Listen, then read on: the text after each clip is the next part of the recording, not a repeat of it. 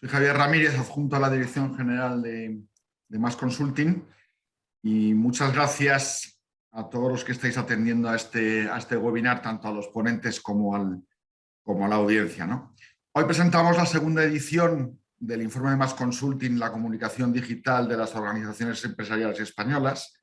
Empezamos a publicar el año pasado y que, a pesar de su juventud, ya se ha convertido en una referencia del sector.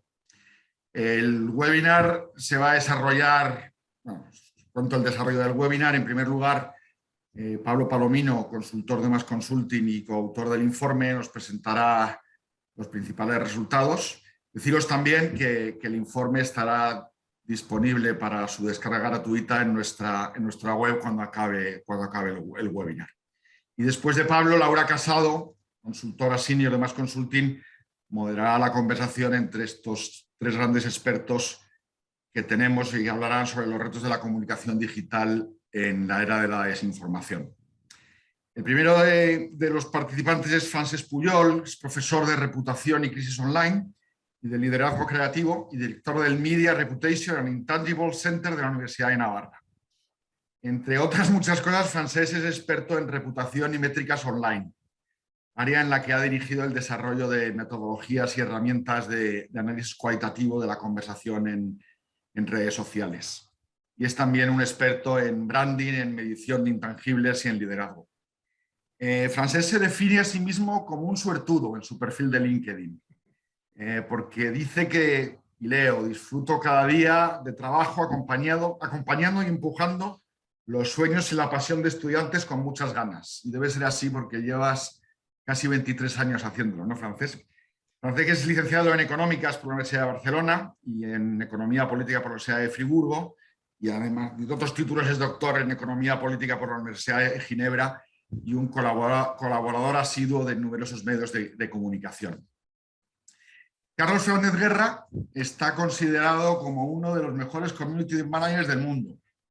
Antes de incorporarse a Iberdrola, no dudes, Carlos, otra cosa es que, pero así te consideran, ¿no? O te consideramos algunos, ¿no?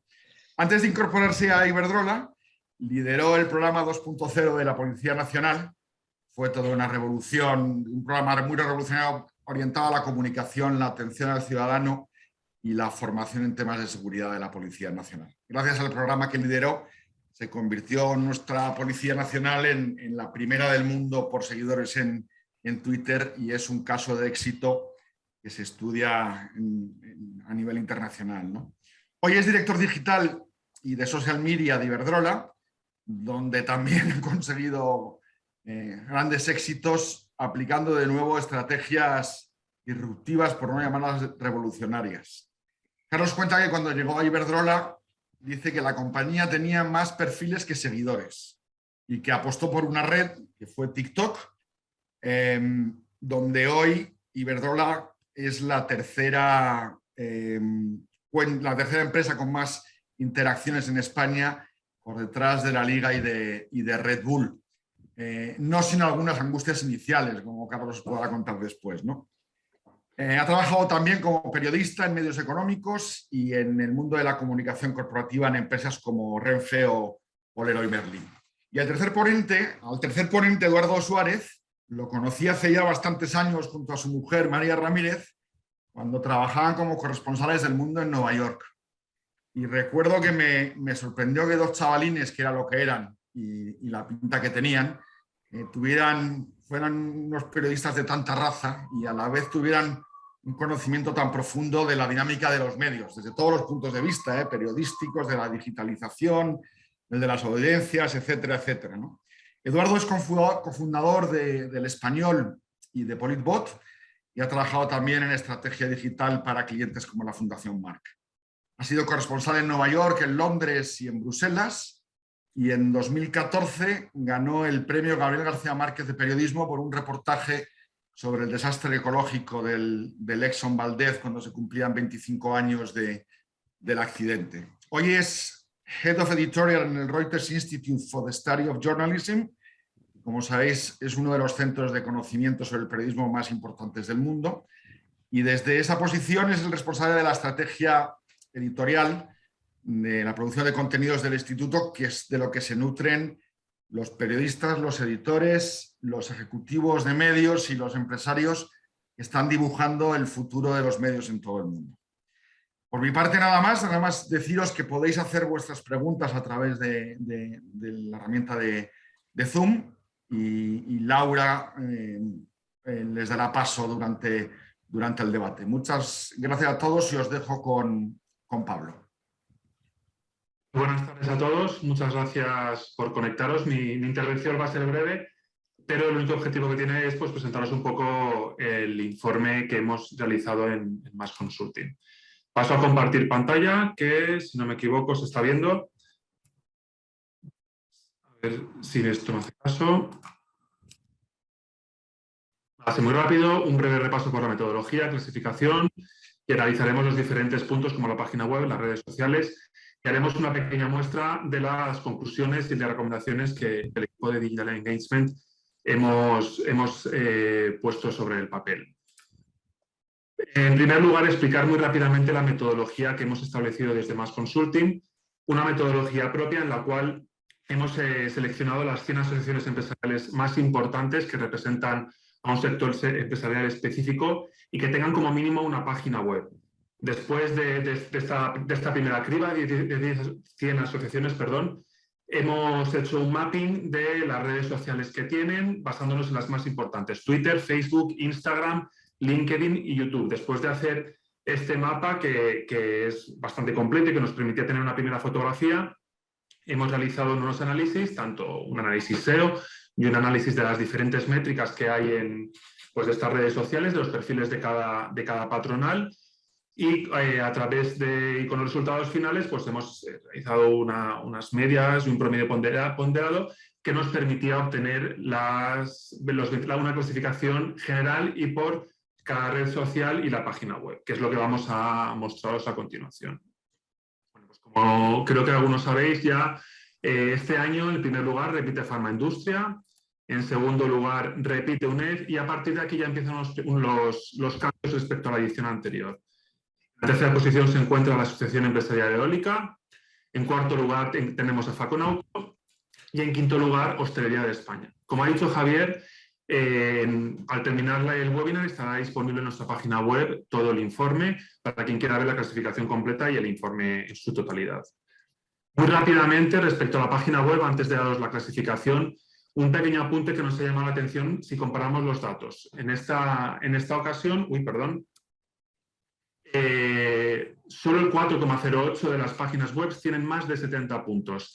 66,33 entre 50 y 69 y el 29,59 solo está por debajo de 49 puntos. Respecto a ¿qué ocurre respecto a la edición anterior?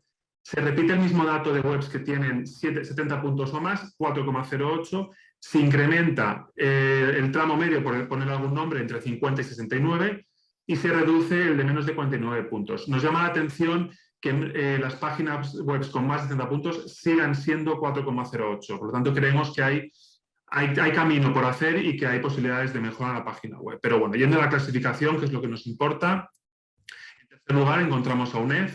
En segundo lugar encontramos, perdonad que se me tapa, a CETEM. Y en primer lugar tenemos a Faconauto.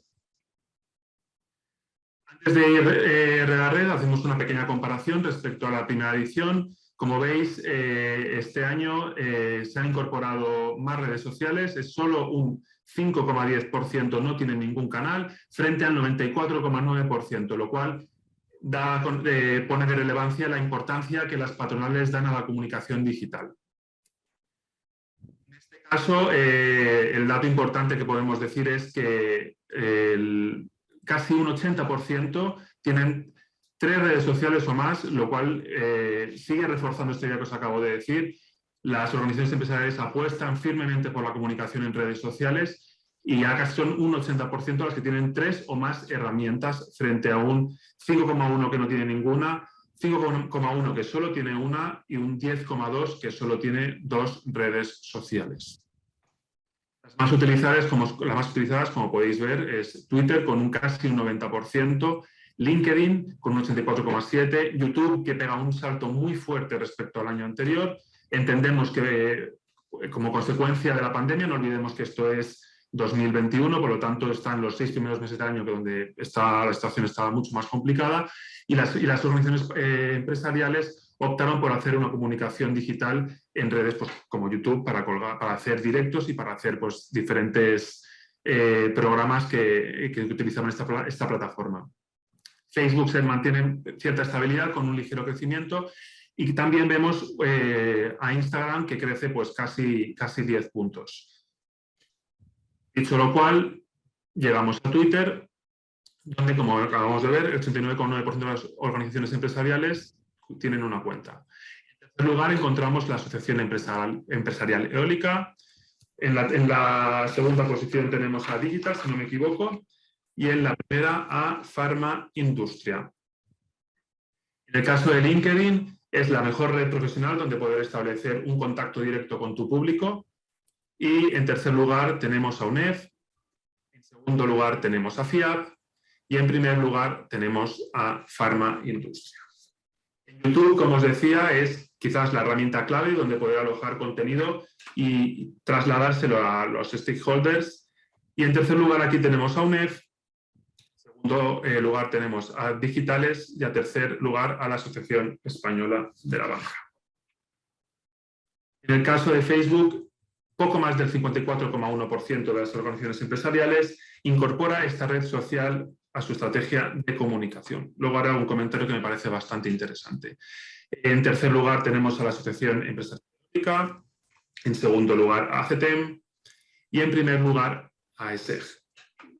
En el caso de Instagram, como os decía hace unos segundos, el crecimiento es de 9,2 puntos hasta alcanzar el 32,7% de patronales que utilizan esta red.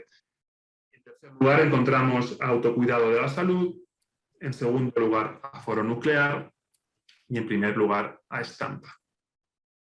He pasado rápido porque sí que quiero ir un poquito más despacio de conclusiones que hemos encontrado el equipo de En primer lugar, consideramos que es muy importante construir una página web fuerte. Como os decía antes, nos llama la atención que el número de webs con más de 60 puntos se mantenga exactamente igual que el año pasado.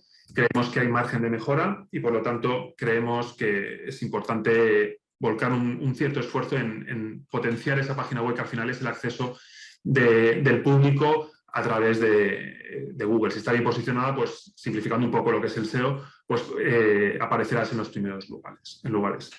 Importante también establecer un plan de contenidos, porque, por ejemplo, algunos de los datos que hemos encontrado es que el número de tweets que se han compartido en Twitter se han reducido respecto al año pasado en un 1%. Nos parece muy importante la presencia en LinkedIn, que al final es el lugar donde hay una conversación más profesional y donde se puede tener un contacto directo con los stakeholders. Y como decía, nos ha llamado mucho la atención el crecimiento que ha tenido YouTube, si bien es importante destacar que hay muchos perfiles que están inactivos. Por lo tanto, también creo que luego en las recomendaciones lo decimos, pero es importante y nos parece relevante decir que si tienes un canal es para nutrirlo de información, porque si no, da una imagen un tanto rara. Facebook, me gustaría pararme un poquito más en este dato, está presente en el 54,1%, pero luego es la red social más utilizada según los datos de múltiples estudios, que el del IAB, que creo que es el que nombramos en el informe, y luego solo se utiliza como en el 54,1% y en algunos casos muy desactualizada. Me parece que es importante no dejar de lado esta red social, su relevancia es incuestionable y, por lo tanto, pues invitamos a darle una vuelta y a hacer una pensada sobre la estrategia que se puede hacer en este canal, en las patronales de cara a este 2022. Y por último, Instagram, pues una de las redes sociales más utilizadas por la ciudadanía, empieza también a cobrar importancia en las patronales con un crecimiento del 9,2 puntos. Y es interesante ver qué lenguaje utilizar, ¿no? Ahora veremos en las recomendaciones, pero si estás en una red social es para hablar el lenguaje que se utiliza en esa red social, y creo que aquellas patronales que sepan cómo hablar a su público en Instagram o incluso en TikTok, pues se van a conseguir hacerse un hueco. Por último, y antes de dejar hablar a quienes hemos venido realmente a escuchar, pues 5 recomendaciones. Como os decía, actualizar la página web y realizar un estudio SEO para estar realmente fuertes en la presencia en buscadores. Elegir, esto es muy, muy importante, qué redes sociales aportan valor añadido a tu comunicación. No es necesario abrir un perfil en todas, elegir cuáles, establecer una estrategia de comunicación, un plan de comunicación y sobre todo hablar el lenguaje, como os digo en el punto 4, hacer publicaciones personalizadas para cada red social. No vale lo mismo en Instagram que en Twitter, no vale lo mismo en TikTok, aunque aquí no lo hayamos analizado, que en Facebook, y por lo tanto nos parece que es un paso más que tienen que dar a la hora de comunicar las organizaciones empresariales. Me he saltado, aunque lo he nombrado, hacer una estrategia de contenidos para crear valor y llamar la atención y sobre todo evitar la desactualización. No hay nada peor que entrar en un canal y ver que lleva mucho tiempo sin desactualizarse o que no hay una continuidad en el mismo.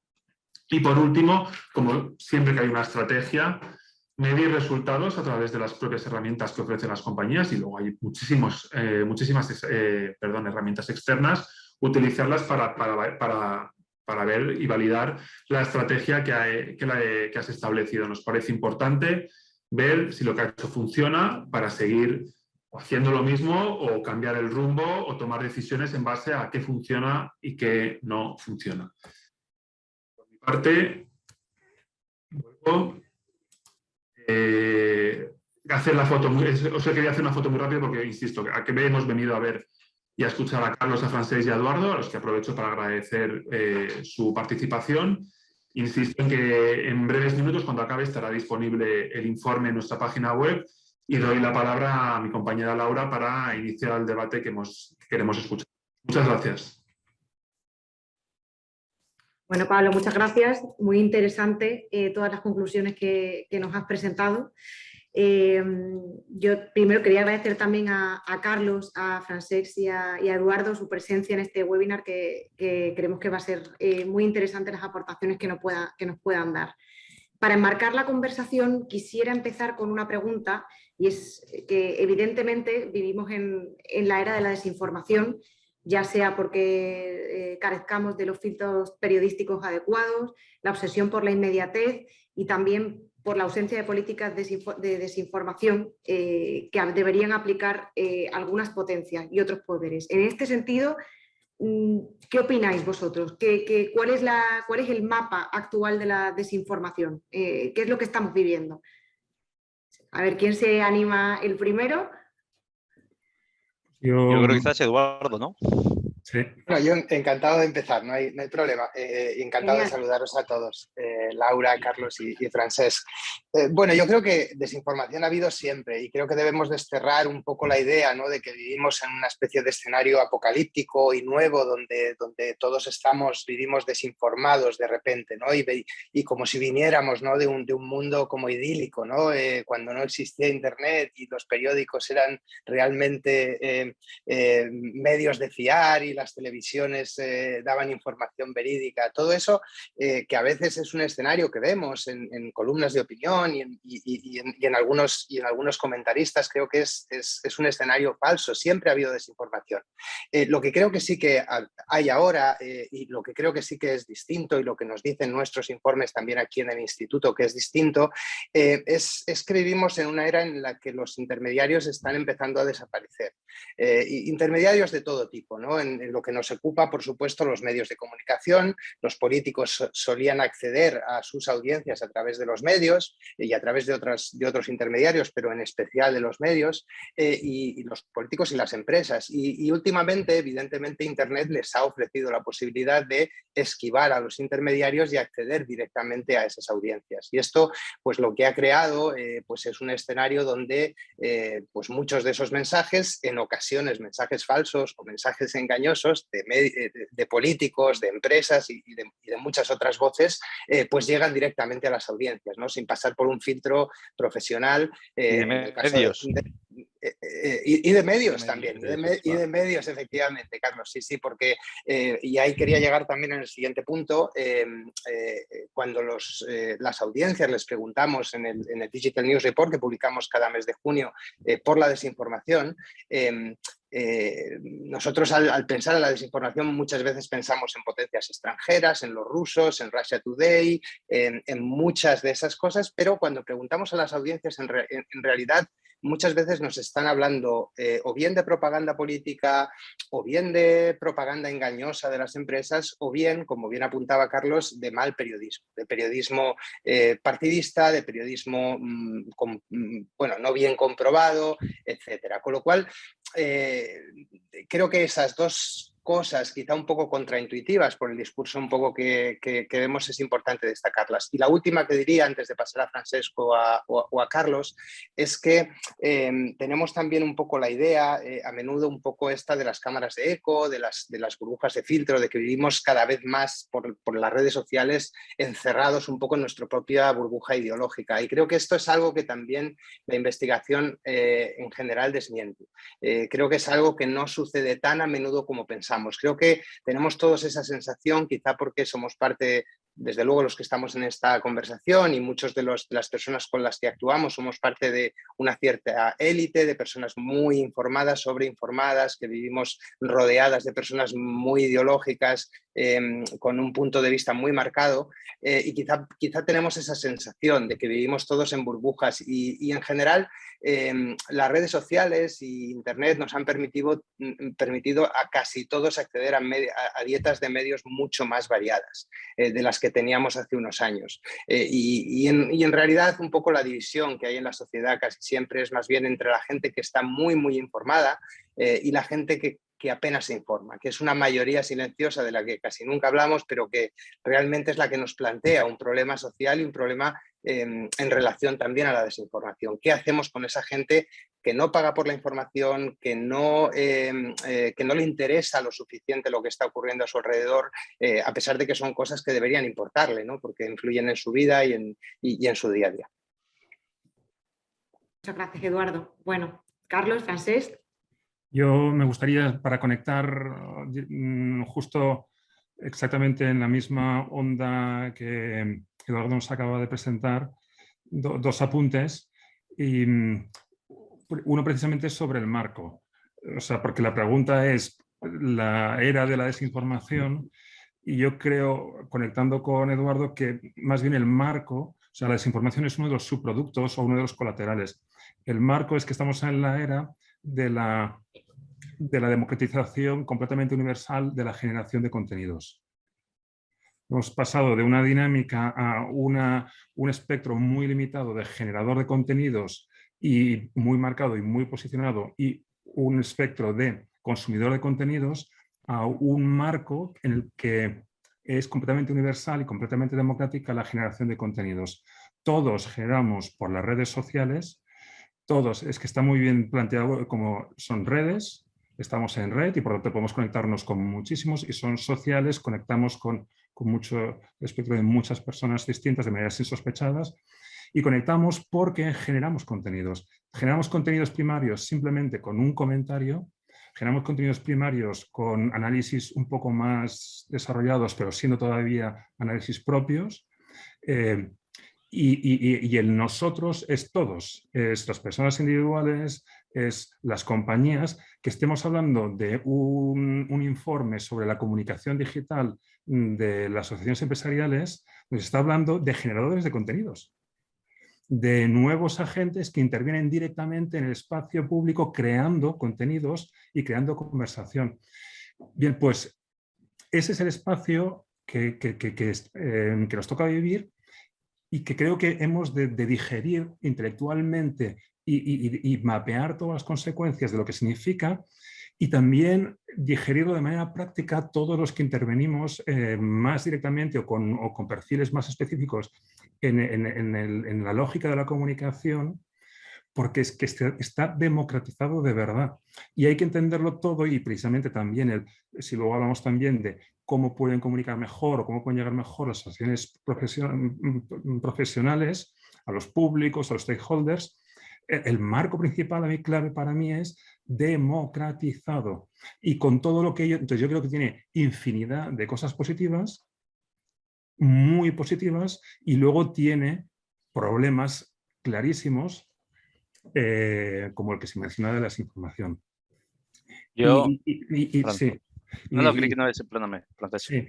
El segundo punto, y que solo lo esbozo, es que precisamente la desinformación no es una lógica programada, sino que algunos sabrán, de los que yo he estado, pues he volcado mis conocimientos en esta etapa a intentar digerir mejor la información sobre la evolución de la pandemia en España, COVID, y la desinformación no es desinformación intencionada muchas veces, es desinformación porque se digiere mala información, y como se digiere mala información se comunica mal desde fuentes primarias de generación de comunicación, que lleva a que el eco llegue muy lejos de la información mal digerida y que se convierte en desinformación.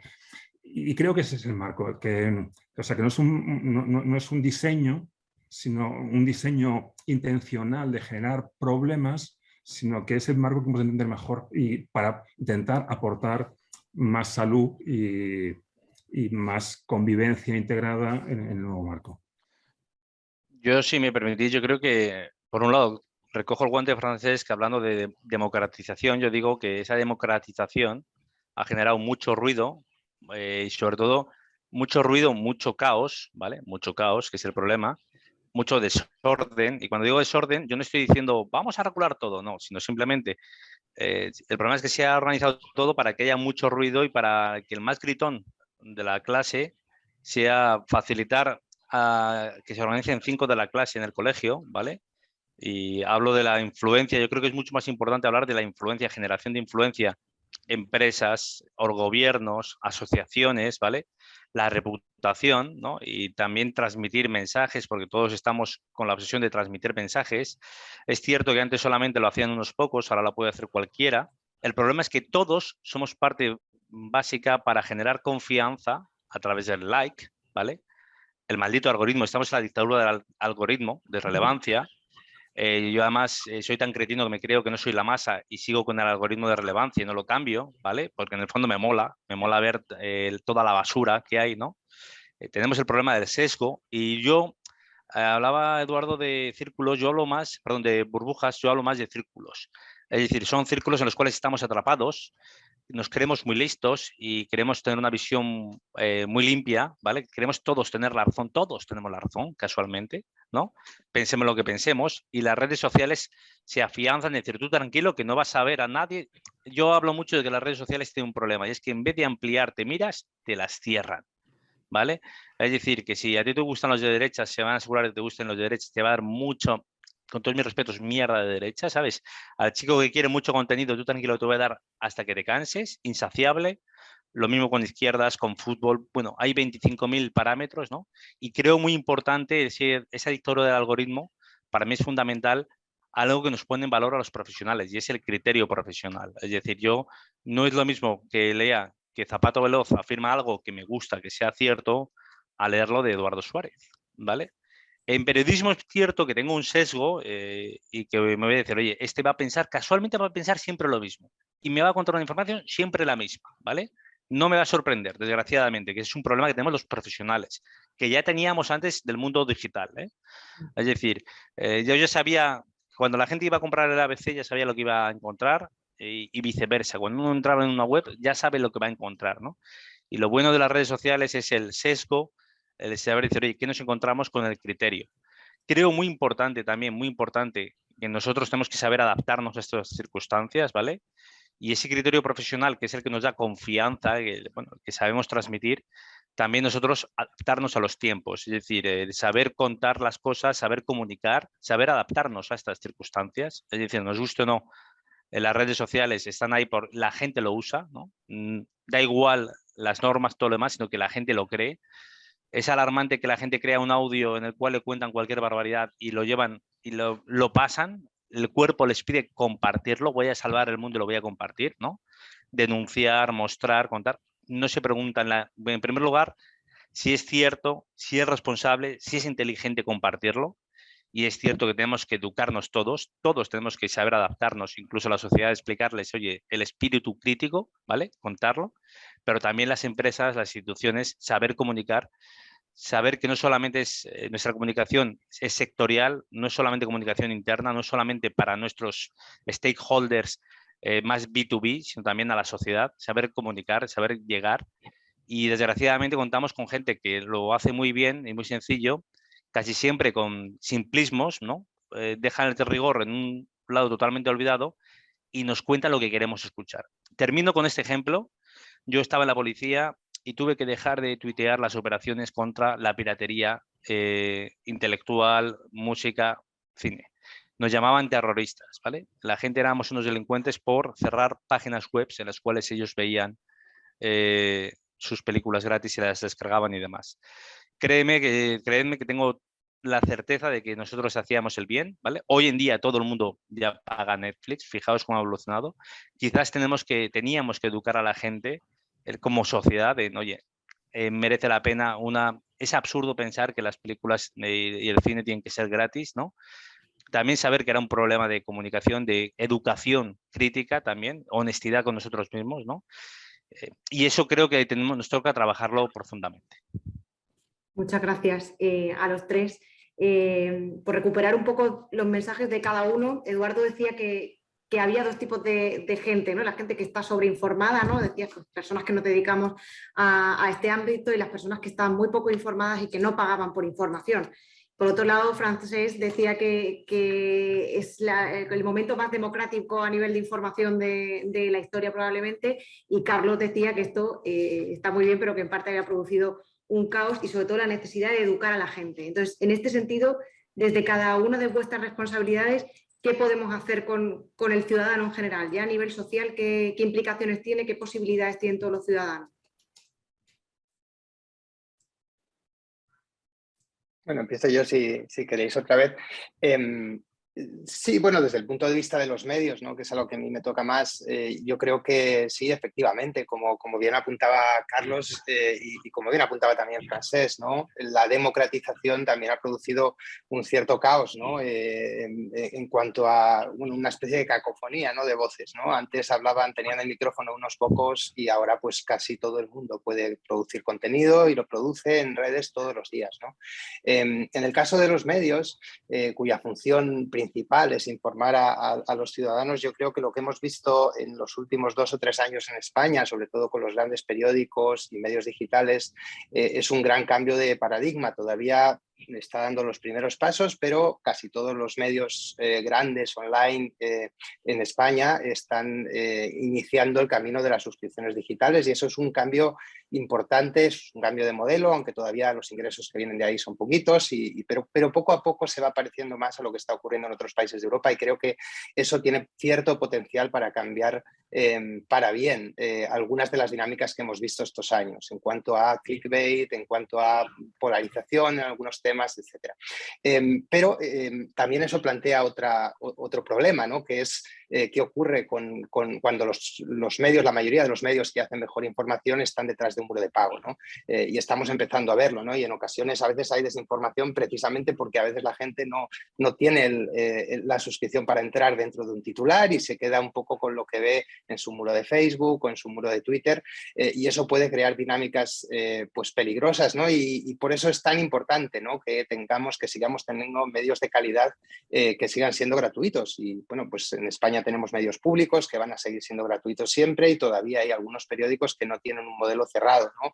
Y creo que eso es esencial porque, bueno, pues nuestros informes nos dicen que hay por lo menos un 50, un 60% de personas que nunca van a decidir pagar por información online, ¿no? Y hay una minoría todavía, y en muchos países, en la mayoría de los países, es una minoría, como ha sido siempre, por otra parte, la que está dispuesta a pagar por información online. Por eso es tan importante pues seguir teniendo opciones gratuitas de calidad. Y luego, desde los medios, también un problema añadido que tenemos en este nuevo entorno pues más democrático y con muchas más voces, y está muy bien que las haya, es que cada vez es más difícil, o cada vez es más fácil, mejor plantearlo así,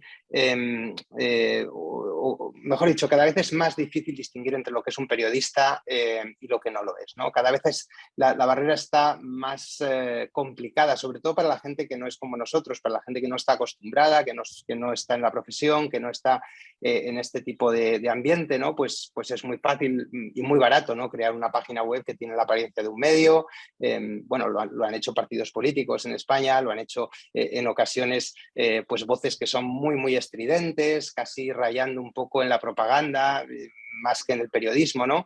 Pero es muy difícil para la gente, cada vez más difícil distinguir entre lo que es periodismo, más o menos sesgado, más o menos sectario en ocasiones, ¿no? Pero periodismo al fin bueno, pues basado en hechos, ¿no? Y lo que es pura propaganda, ¿no? Lo estamos viendo en estos días con el tema de la invasión de Ucrania, como en ocasiones incluso los rusos están intentando aprovechar influencers y dándoles acceso, ¿no? A sitios de la Ucrania ocupada, ¿no? Por Rusia para intentar, digamos, esquivar la prohibición de la Unión Europea de ciertos medios prorrusos, y a un nivel más doméstico lo estamos viendo también. Y creo que eso es un problema que tenemos los periodistas, un problema sin resolver, que es intentar, pues a través de nuestros procesos, de explicar bien nuestros procesos y cómo hacemos nuestro trabajo, por qué nosotros somos distintos, ¿no? De otro tipo de voces que hay en el debate público y que se dedican a otras cosas o que tienen otros objetivos más relacionados con la propaganda, con la agitación o con otras historias. Pues yo, retomando tu pregunta, Laura, y enfocándola desde el perfil de las empresas, del papel de las empresas que pueden jugar o cómo pueden entender el marco en el que se mueven, yo lo que haría probablemente es irme a Santa Teresa de Jesús, y que creo que tiene una de las mejores definiciones de humildad. Humildad es, decía, saber adaptarse a la realidad.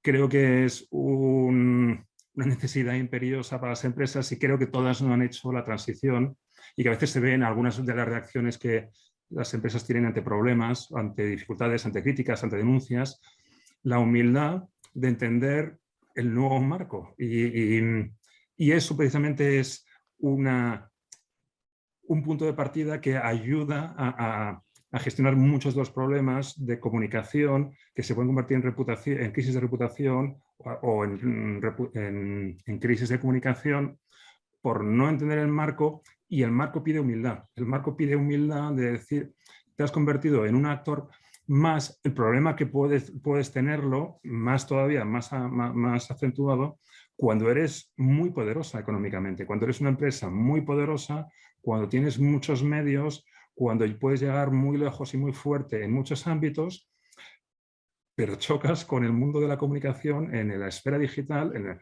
Es que ya no es esfera digital, el mundo de la comunicación en el que interactúas, o el que hablan de ti, o el que...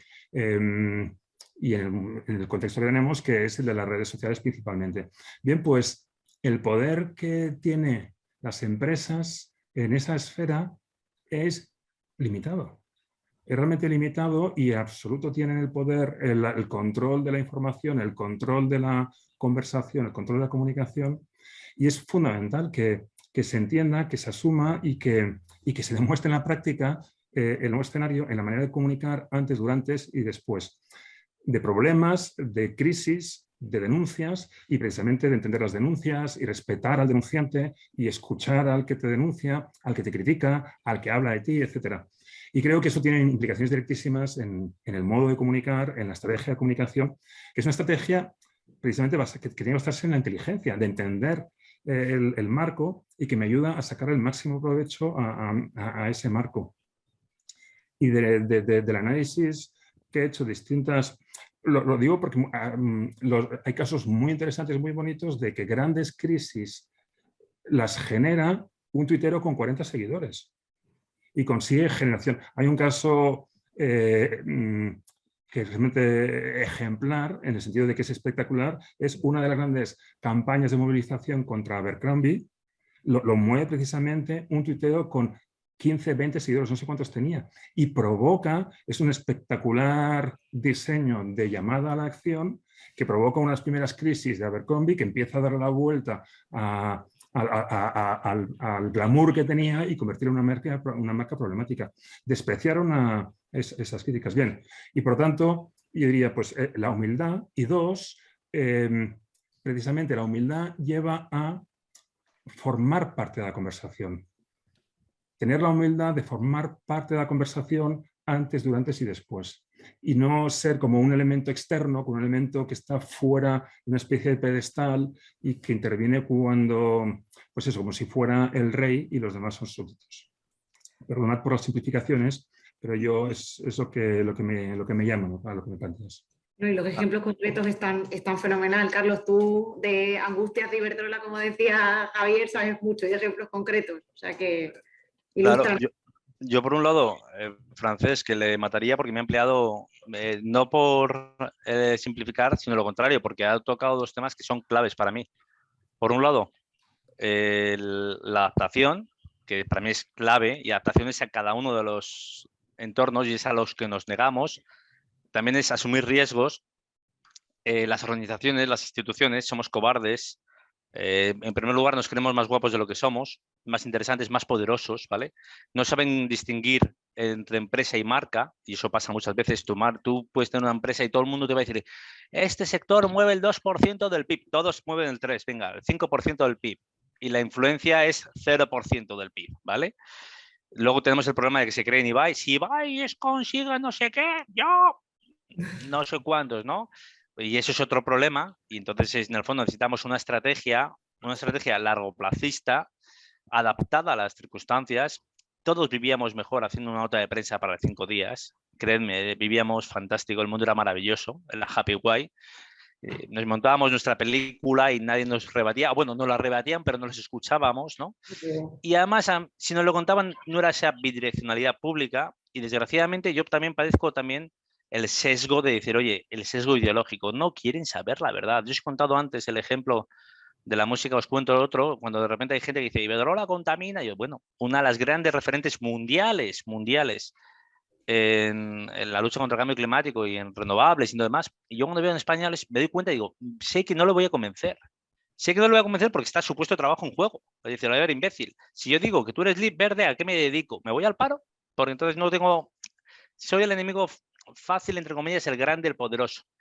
Y esas fake news, que además es inevitable, bueno, yo no me atrevería a decir fake, sino son visiones muy sesgadas, muy cegadas y que cada uno se monta a la película, nos cuesta, yo creo que es muy importante intentar explicar a la gente con comunicación. Ahora bien, comunicación, saberla hacer, abrir los ojos a la gente, a veces con ironía, con mensajes directos, claros, data driven, ¿vale? El data driven que yo digo muchas veces, oye, es muy directo, sé directo y déjate de dar 25 cosas, sino 2 datos claros, ¿no? Eso lo hacen muy bien los populismos, ¿vale? Los populismos además saben perfectamente que tú no quieres saber la verdad, es mentira, tú quieres saber algo que te va a poner buen humor. Tú no quieres saber que no eres tan guapo como dices, tú quieres creer que eres súper guapo y molón, ¿vale? Y que la vida es súper injusta y que te mereces todo. Y que te mereces no pagar impuestos, tener una pensión de la leche y si no, este es lo que sea, ¿vale? Y hay que acabar con él, el sistema y demás.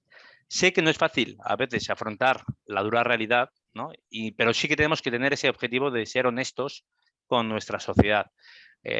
Pongo el ejemplo también, pues hoy del COVID, y a mí me decían, no se puede hacer comunicación diciéndoles a los chicos que tienen que responsabilizarse, no, por Dios, no les criminalicemos, qué disgusto, por Dios, ¿no? Los chavalillos hay que decirles que no, que va a ir todo muy bien, que se lo pasen bien y que, bueno, que usen mascarilla. Y hoy subir un poquito esa comunicación de impacto, ¿no? O transmitir, pero hacerlo a veces muy simple, aprender de los más demagogos, ¿vale? De los más sociales, ¿vale? De los que son muy simplistas, de los que ellos mismos saben que ni dicen la verdad, ni el rigor, ni lo quieren, sino simplemente, oye, lo vamos a hacer, ¿no? Y luego tratar de pedir herramientas sociales. Yo creo que la Unión Europea estaba preocupada en su momento por los delitos de odio, hasta que llegaron las amenazas de, oye, pues los sistemas políticos, obviamente, que en todo el mundo estén triunfando populismos de uno u otro signo, no es casualidad, ¿no?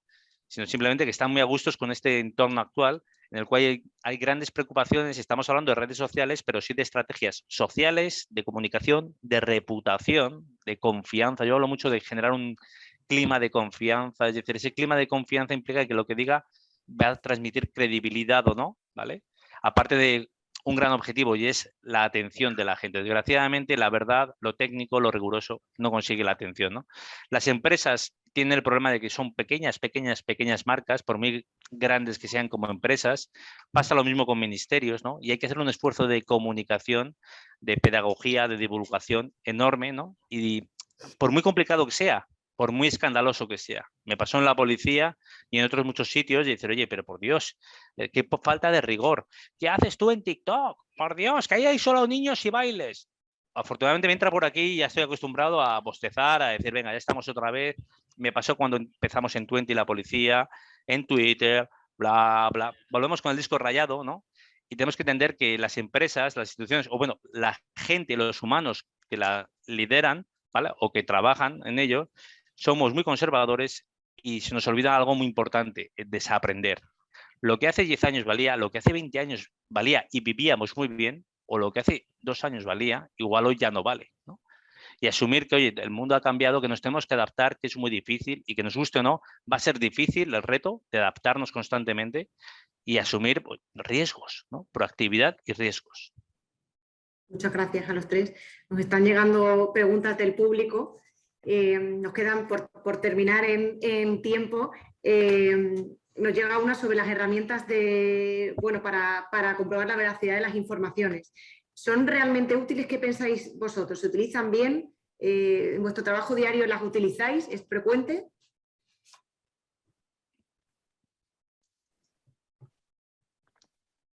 A ver, Yo herramientas perdón, yo utilizo herramientas, ¿vale? Pero no para esto. Y yo creo mucho más importante fiarme del criterio profesional, es decir, quién firma, ¿vale? Es decir, para mí, yo lo siento mucho y es así. No voy a atender lo mismo un tuit de Zapato Veloz que de Eduardo Suárez, ¿vale? Y sin que Eduardo Suárez sea la verdad absoluta, no se equivoque jamás. Pero hay un criterio profesional. Se puede equivocar, estar en desacuerdo, lo que te dé la gana, ¿vale? Pero pienso que él tiene una confianza, una credibilidad que se ha ganado con el tiempo. Bueno, esto que dice Carlos, no por la cita que agradezco, pero esto que dice Carlos es por lo que sabemos nosotros. Tenemos un proyecto que se llama el Trusting News Project, que nos dedicamos básicamente a saber por qué, digamos, la gente confía en algunas informaciones y no en otras. Y un poco lo que dice Carlos es así. En muchos casos la audiencia se fija en pequeños atajos, ¿no? Como puede ser la firma de una información, que conozcan al periodista, que la marca del medio sea una marca fiable, que ellos conozcan y que hayan seguido desde hace muchos años. Es algo que es así. O sea, la gente confía más en medios que llevan más tiempo, que conocen mejor, en periodistas a los que siguen. Eso es así. Tenemos que ser conscientes de que las audiencias al final, y pasa con las marcas y con las empresas también, y pasa también con la política hasta cierto punto, ¿no? Que al final nadie sabe los detalles, ¿no?, de la mayoría de las informaciones y se guían muchas veces por atajos de ese estilo, ¿no? Atajos, digamos, cognitivos que tienen que ver pues, con la reputación del periodista, con la reputación de la marca, etc. En el caso de herramientas, pues bueno, sí, claro, nosotros en el día a día las usamos y entiendo que muchos de mis colegas las usan. Cada vez creo que hay más periodistas formados pues, para distinguir algo que es cierto de lo que no lo es, una foto para verificar una fotografía, para verificar el sitio donde se ha hecho. Estamos viendo pues, muchas de esas informaciones ahora con la guerra de Ucrania.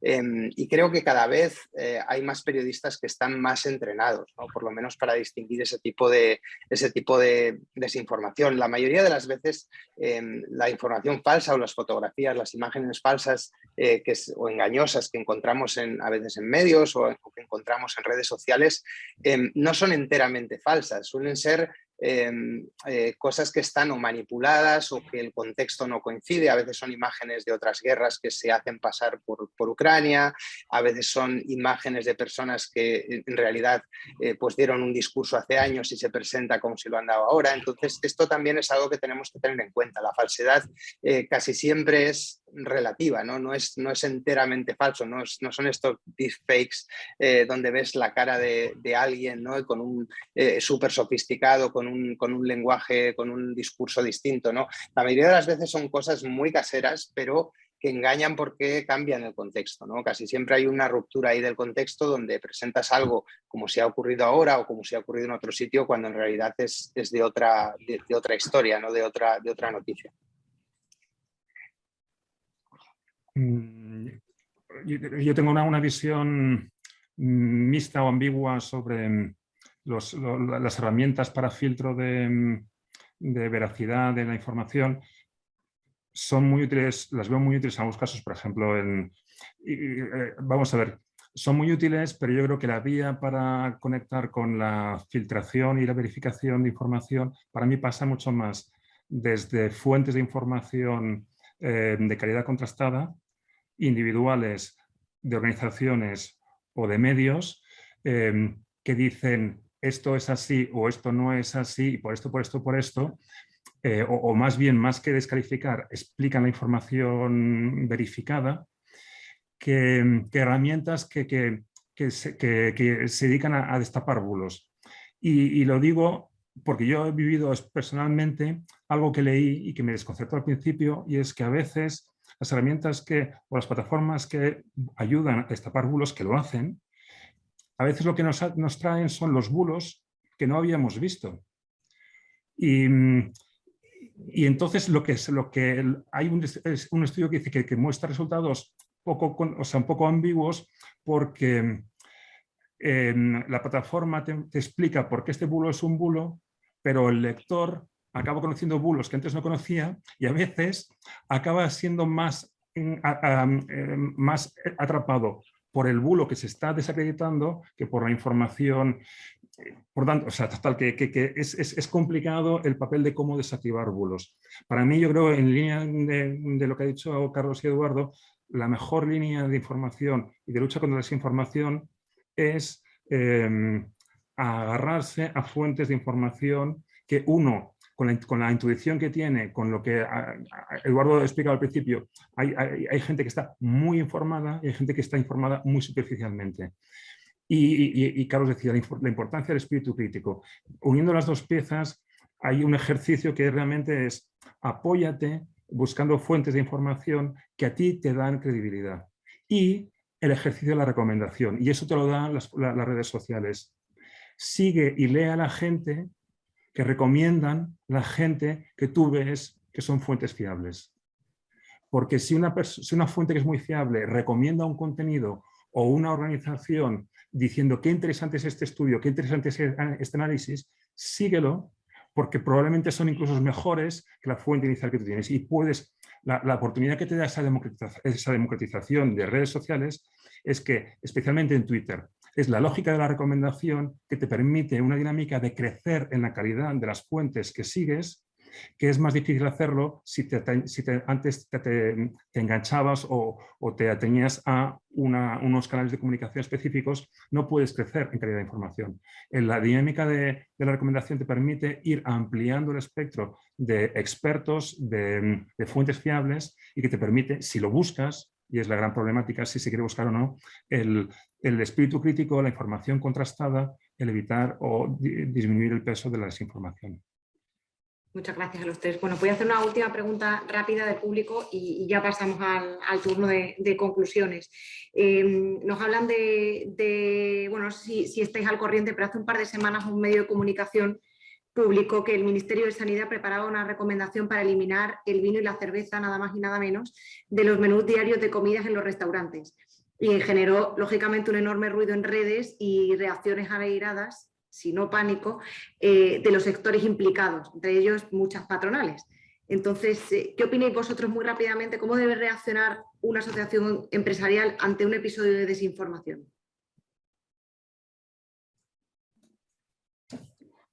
Les dejo aquí les dejo a Carlos y a Francesc, que saben. Vale, yo entonces me mojo, si te parece, aprovechando que es licores, yo me mojo. En primer lugar, esto es lo de que casualmente sale siempre informes de la copa de vino, que es buenísima. O sea, no solamente no es mala, sino que es buenísima, buenísima, buenísima. Los informes. Es lo que yo digo, que de toda la vida, pues oye, nos montábamos la película, los que debíamos, las asociaciones, y dábamos ese informe alegría. Era como Papá Noel. No te lo vas a creer, pero lo que a ti te gusta es lo mejor. Es sanísimo. firmado tu médico, faltaba que firmara tu médico, ¿no? Bueno, La cerveza... es que en este caso, perdona que te interrumpa un momento, pero el problema es que también estaba por ahí, creo, el tipo de la Asociación de Cardiología, es decir, había un médico, ese es parte del problema, pero bueno. Esto es como, ¿cómo se llamaba? Aquella marca de dientes que 9 de cada 10 dentistas lo recomendaban, acordémonos, ¿no? Y resulta que solamente debía ser que los 9 de cada 10 decían que eran buenos, ¿no? Obviamente es la confianza, la credibilidad, en este caso de los dentistas y demás, ¿no?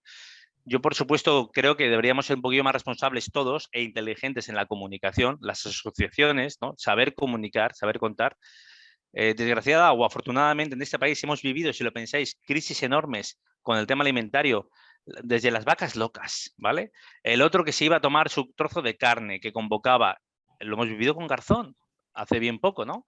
Lo hemos vivido también, no solamente Garzón, sino también de repente decían las macrogranjas, batallas enormes políticas, la demagogia, el populismo, ¿vale? Las campañas electorales en medio de un prado absolutamente con las vacas me parecía precioso y mucho más interesante que lo que decía el político, por supuesto, ¿no? Pero la cuestión es que esa comunicación sectorial, que yo creo que por un lado está muy bien para influir de lobby puro y duro en los reguladores, pero también creo que es muy importante influir en la sociedad. No tanto por su consumo, sino para que esa sociedad se movilice esa polémica. Yo me descubro absolutamente ante la campaña que hizo Garzón, que en el fondo no ha hecho nada efectivo, pero sí quiso hacer ruido con un vídeo y todos sus enemigos le dieron... O sea, el problema que tenemos además en las redes sociales es que los enemigos, con las críticas, compartiendo ese vídeo indignados, le están dando una publicidad desmedida, que es lo que se busca, ¿no? Todos sabemos que además es la estrategia entre unos y otros, es decir, a ambos lados, y en los de en medio pues, son los que menos comunican porque no dicen lo que otro quiere escuchar, ¿no? Incluso lo que otro quiere odiar. A veces necesitamos odiar, desgraciadamente, en redes sociales. Tenemos redes sociales en las cuales el odio, el desahogo y el decir barbaridades va a conseguir mucho más efecto viral y es un problema que tenemos, pues oye, incluso de autorregulación respecto a las plataformas. Pero claro, te dicen, espérate, ¿qué prefiero? ¿O tener 100 veces más en cuanto a tiempo de uso, en cuanto a interacciones, en cuanto a clics, o ser honesto, responsable e inteligente? Yo creo que es un problema que tenemos que habituarnos y saber jugar ese partido, adaptarnos, como muy bien decía Francesc, ya sea sobre un terreno helado, sobre un terreno con 40 grados, con 0 grados, con lluvia o no. Los emisores de opinión, bien sean instituciones, empresas, asociaciones, tenemos que adaptarnos a todos los entornos y saber jugar el partido con inteligencia. Yo lo que apuntaría es este ejemplo es precisamente un ejemplo muy interesante del mapa general del que hemos estado hablando en esta conversación sobre la desinformación. Más que desinformación, precisamente es de la dificultad de digerir la información.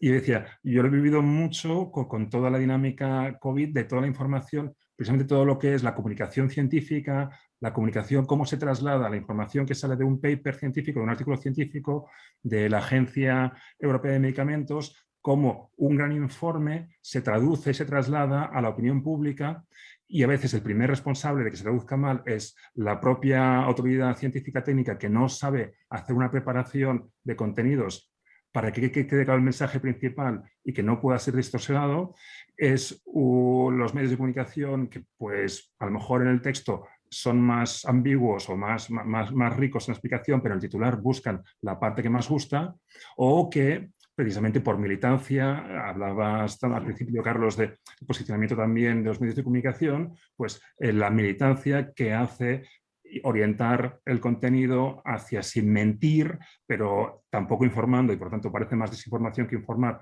pues convirtiendo, sacando conclusiones que no están en el informe, etc. Esta es la primera. De nuevo, el contexto complejísimo de la información, de digerir la información. Y luego, en cuanto a la pregunta específica, decías, ¿y qué hace una asociación empresarial ante eso? Pues yo vuelvo a lo que apuntaba antes. Para formar parte de la conversación hay que conversar.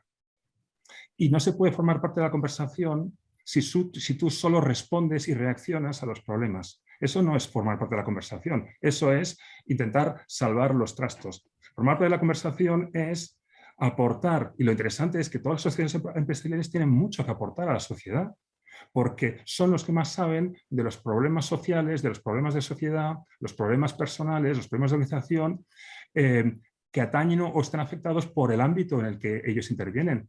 Entonces, a veces tú ves que la comunicación está más centrada en contar los eventos en los que participan los ejecutivos, en los nombramientos que tienen, en las actividades que hacen, en vez de contarnos los retos sociales que no cómo lo resuelven ellos, sino precisamente las preguntas que se hacen ellos, el cómo pueden intervenir, el dar espacio, etcétera. Entonces, si yo intervengo como interlocutor que aporto información, que converso desde las asociaciones empresariales, pues evidentemente tengo voz y me van a escuchar cuando intervenga, cuando alguien dice qué pasa con el vino y los menús si se van a prohibir.